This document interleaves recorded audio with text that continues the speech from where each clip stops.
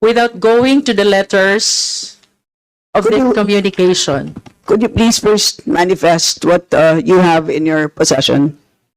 With me is a copy of the letter of the Office of the Vice President, signed by Attorney Zuleika T. Lopez, Undersecretary and Chief of Staff, addressed to Honorable Gamaliel A. Cordoba, Chairperson, Commission on Audit, Quezon City. This is dated August 21, 2024.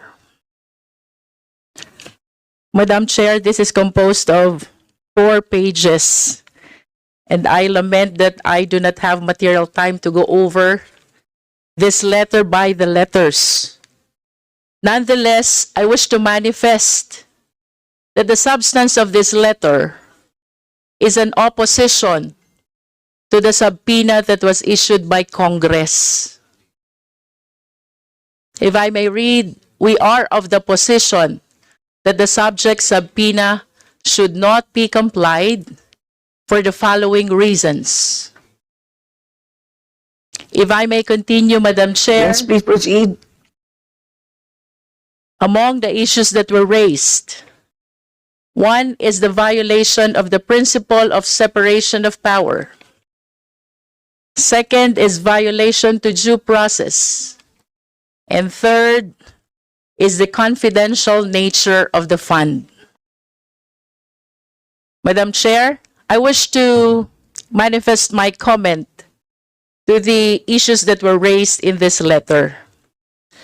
First, the principle of separation of power is not absolute. This is subject to exception. As a matter of fact, we call it the system of check and balances. And that is the very reason why the Congress has the oversight power, and that is to make sure that the laws enacted, including the appropriation laws, and to be specific, the GAA 2022, the source of the confidential fund, is properly implemented. If I may share, one of the landmark cases about oversight power is the Abacada Guro party list.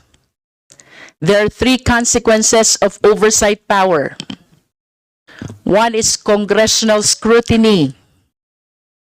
2 is congressional investigation. And 3 is legislative supervision. With all due respect, by congressional scrutiny, without necessarily conducting an inquiry in aid of legislation, the Congress may request information and report from other branches of the government.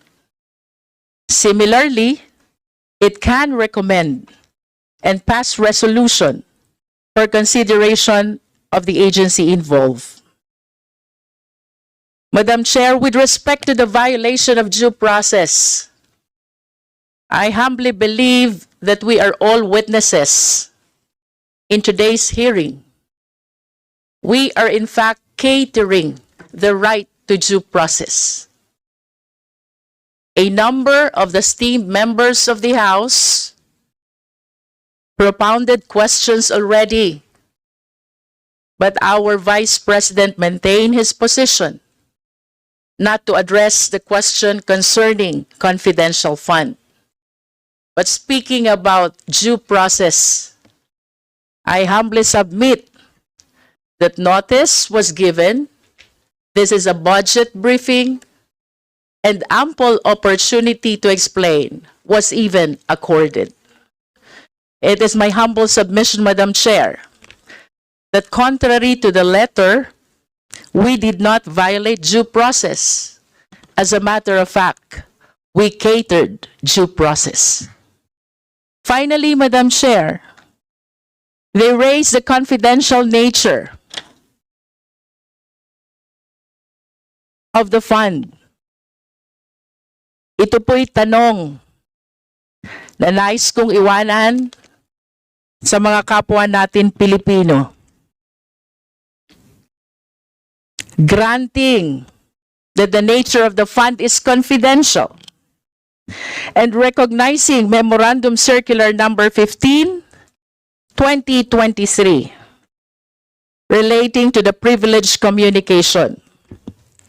Ang tanong po, Madam Chair, when there is notice of disallowance na nagsasabing ang 72 million out of 125 million na confidential fund ay hindi nagamit ng naaayon sa Joint Circular Number 15-01. And as a matter of fact, ipinababalik ng COA sa pamahalaan. Ang tanong, confidential fund pa po ba ang tawag dito? Privileged communication pa din po ba ang saklaw nito? Oo po, at tatahimik na lang po ba ang Kongreso?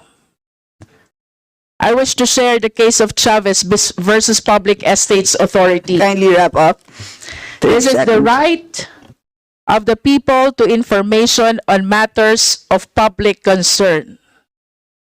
There is no argument ang pera ng gobyerno ay pera ng taong bayan.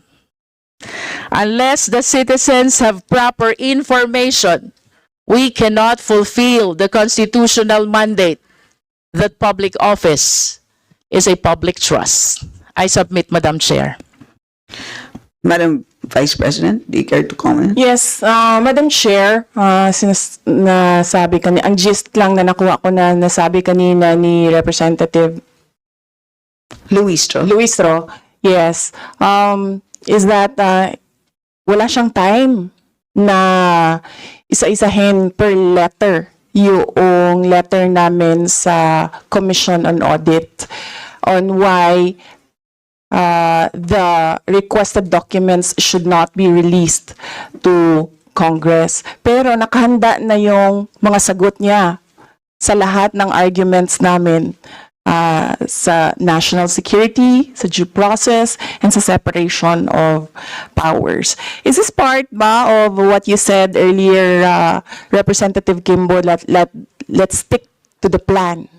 Yun yung narinig ko sa iyo kanina na hindi mo in-accommodate yung point of order na question. And to answer, the Office of the Vice President, on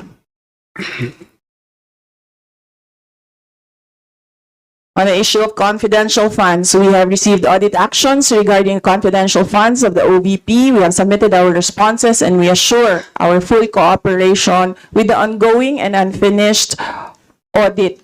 We are cooperating and answering all the questions in the proper venue that is inside the Commission on Audit, not in the budget hearing for the 2025 proposal of the OVP budget. Thank you. Thank you. Note all your comments. I do not recall saying the phrase, stick to the plan, Madam Vice President. And so yes, we do note your comments, and also I believe your compliment of the brilliance of the Honorable Luistro. So Madam next Chair? yes. Madam Chair, may I request that the Secretariat read your stick to the plan line? As I said, Madam Vice President, pasensya na po, we don't have the right to make requests at this point in time. So we proceed to our next member, the Honorable Ramon Gutierrez. Thank you, Madam Chair. Good afternoon po sa ating lahat. And to begin, Madam Chair, actually may line of questioning po tayo, but a lot of it has been asked by our colleagues. And obviously, the biggest issue for us here would be yung issues relating to confidential funds. But before that, I'd like to preface my questioning po kasi there were quite a number of point of orders regarding the scope of our budget hearing.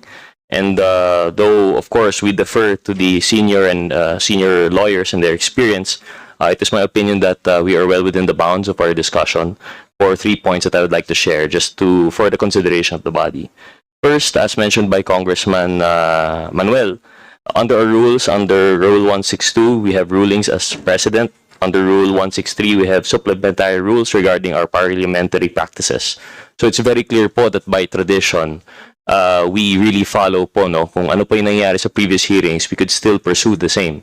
And very much, if I recall, in other proceedings, in other hearings for the budget, we do discuss years going back. And in fact, we can actually we can draw comparison with utilization and allocations of previous administrations, because precisely this is part of our oversight function and part in support of our duty in legislating for the General Appropriations Act.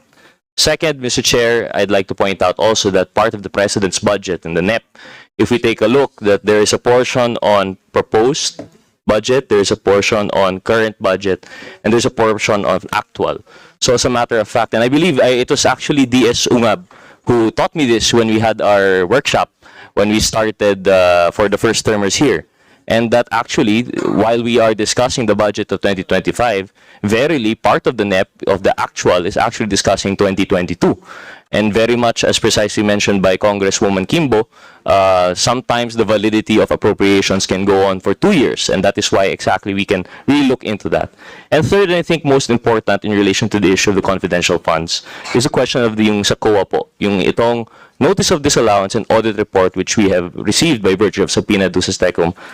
2024 po yung date nito.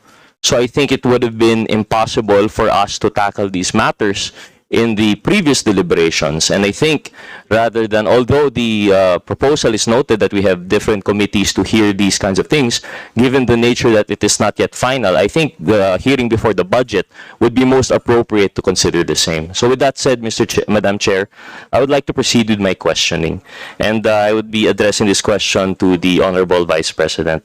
Madam Chair, maybe ask through you, is the Honorable Vice President aware of the audit observation memorandums covering 3 different disbursements of confidential funds? Madam Vice President? On the issue of confidential funds, we have received audit actions regarding the confidential funds of the OVP. We have submitted our responses, and we assure the public of our full cooperation with the ongoing and unfinished audit. Madam Chair, is the Honorable Vice President aware that for the first audit observation memorandum regarding the 2 disbursements of confidential fund, there were 2 issues raised by the COA? Madam Vice President? Madam Chair, on the issue of confidential funds, we have received audit actions from the COA regarding the confidential funds of the OVP. We have submitted our responses, and we assure the public our full cooperation with the ongoing and unfinished audit. Thank you for the response, Madam Chair. Madam Chair, is the Honorable Vice President aware that one issue raised by the COA was the lack of documentary evidence presented? Madam Vice President? Madam Chair, on the issue of confidential funds, we have received audit actions from the COA regarding the confidential funds of the Office of the Vice President. We have submitted our responses, and we assure the public of our full cooperation with the ongoing audit. Madam Chair, thank you for the response. Would the Honorable Vice President be aware that another issue raised by the audit observation memorandum was the misappropriation categories? Because, Madam Chair, in the audit observation memorandum, there was a distinguishment that the use of confidential funds shall be limited to certain categories of expenses, and that verily the point of the AOM was that there were findings that some of the categories included in the AOM were not subject or scope of confidential funds. Madam Vice President? On the issue of confidential funds, we have received audit actions from COA regarding confidential funds of the Office of the Vice President. We have submitted our responses, and we assure our full cooperation with the ongoing and unfinished audit. Thank you, Madam Chair. Madam Chair, I'd move on to the next question. Regarding these AOMs, it seems to be that for COA, based on experience, masyadong matagal na po ito. May we ask, Madam Chair, if there is any delays of sorts on the part of the Office of the Vice President in terms of responding to these AOMs and notice of disallowance? Madam Vice President? Madam Chair, I think that question is best asked to the Commission on Audit. Why will he ask me that? Sinabi na nga niya, itatanong sa Commission on Audit eh. Madam Chair, Honorable most Gutierrez. respectfully, there was a response on the part of the Office of the Vice President, and I would just assume that the Vice President is aware of the timing of their response to any audit actions that she has repeatedly mentioned, Madam Chair. Madam Chair, that is a question for the Commission on Audit, not for the Office of the Vice President. Madam Chair, well, I will rephrase and indulge the good Honorable Vice President. May I ask, Madam Chair, the COA, regarding the proceedings po nung kanilang audit observation memorandum. May we know, Madam Chair, through the member of COA, the date on which the AOM was submitted and the date of which the response was made? Ask Muliano. Madam Chair, I'm sorry, I don't have the documents and I am not privy to the audit of the Intelligence and Confidential Fund because it is within the Intelligence and Confidential Fund Audit Unit. Madam Chair, most respectfully, may we know the position of our member from COA here? Madam Chair, I am an Assistant Commissioner of COA. I'm the senior, the head of the Assistant Commissioners Group. Thank you, Madam Chair. Just clarifying. So, hindi po siya pala galing sa ICAUF po, no? So, I suppose we'll have to make do with that answer for now. A lot of my questions were supposed to bank on that. Madam Chair, I'll move on to the next po siguro. Based on the circular, the compliance of the liquidation of cash should be done within the within year end. And Madam Chair, it could be noted that the submission of the liquidation for the first confidential fund issued for 2022 was actually done in January 10, 2023. I will not address this to the Honorable Vice President, as she has pointed out. I will address this question to the COA. Madam Chair, is that correct, that part of the circular dictates that liquidation of cash advances regarding confidential funds should be done within year end? Ask Muliano. Yes, there is a requirement that all cash advances should be liquidated at year end. Madam Chair, notwithstanding that the scope of covered period would be, for example, in the case of 2022, it was December 21 to December 31. Would that still require that liquidation be done at year end? Ask Muliano.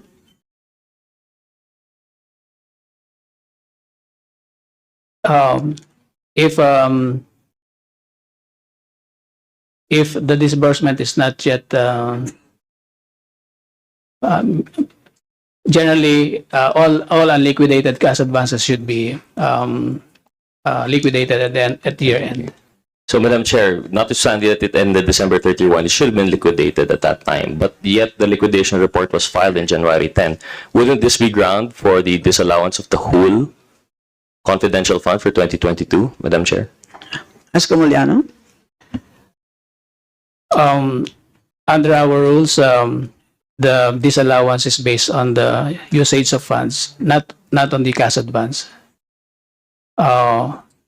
If the usage of funds is irregular, it could be disallowed, but it is based on untimely liquidation of cash advance. There are administrative penalties under the circular, but it should not be the sole basis for notice of disallowance. Madam Chair, if with the indulgence of the committee, just two more questions. The one more question on that matter, the address to the good Assistant Commissioner. Madam Chair, what is the scope of these administrative penalties? Ano po yung length ng time of penalties that were prescribed?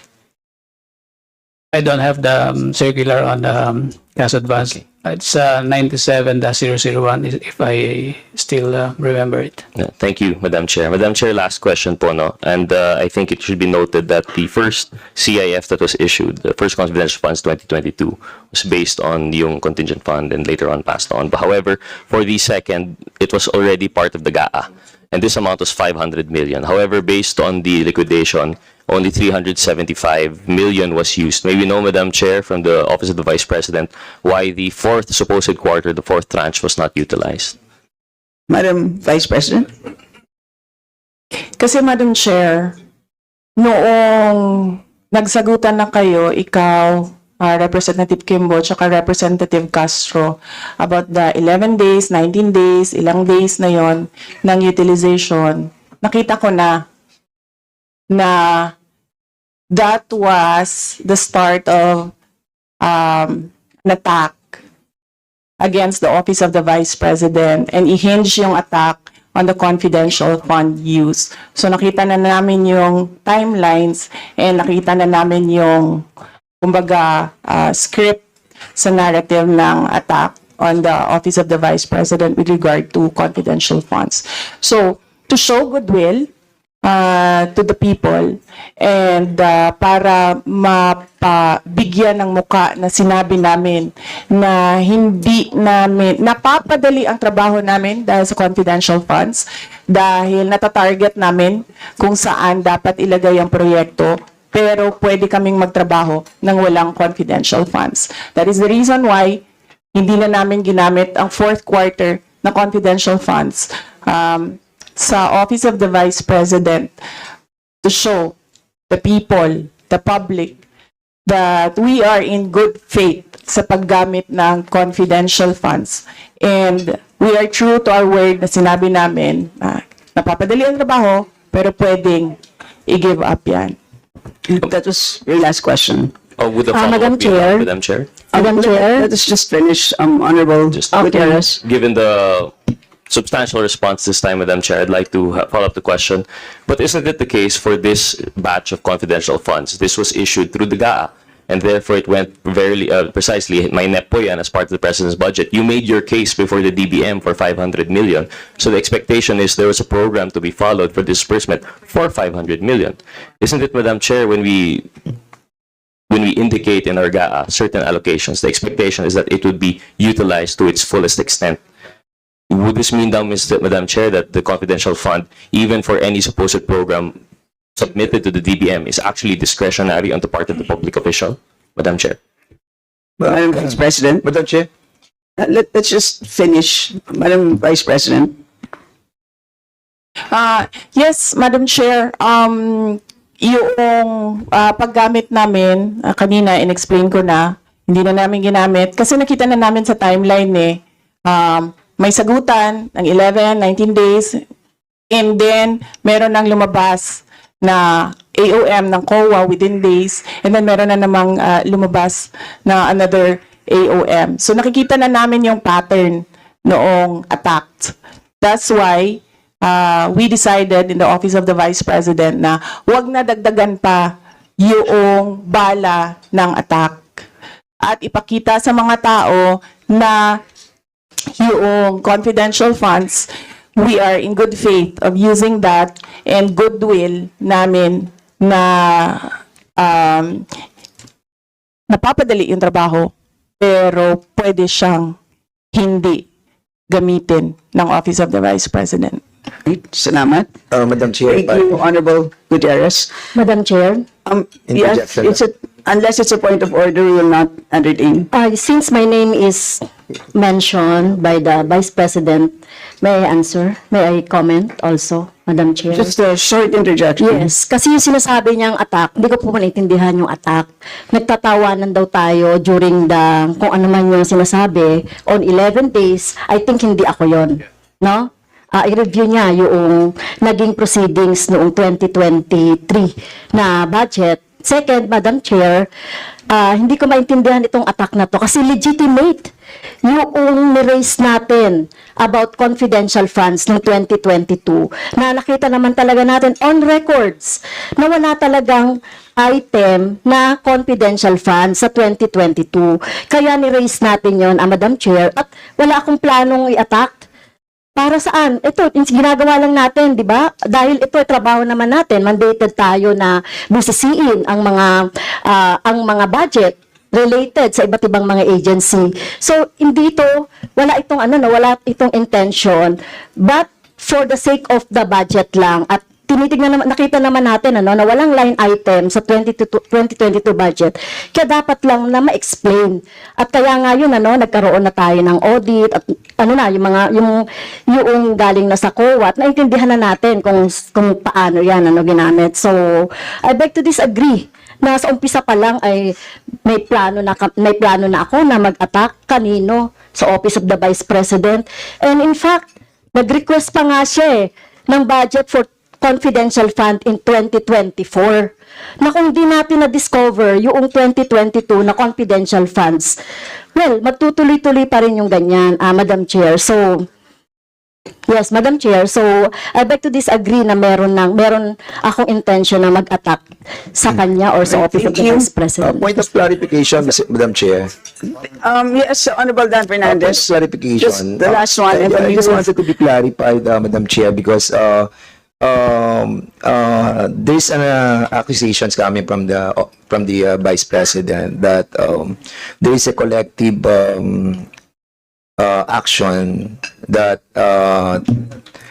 to be taken by this committee on attacking the budget, especially the COA report on the confidential fund of the Vice President. I think we need to be clarified if there is such action that will be taken by this committee. I think it is unfair to all of us, especially kami, galing lang po kami sa kabilang hearing, and we decided to check it out, what is being discussed in this committee. Then suddenly we will be a part of this conspiracy or a collective action that will be taken against the confidential fund of the Vice President. And hearing the side of the Vice President on the repetitive reply on not answering, I think it will set a bad precedent.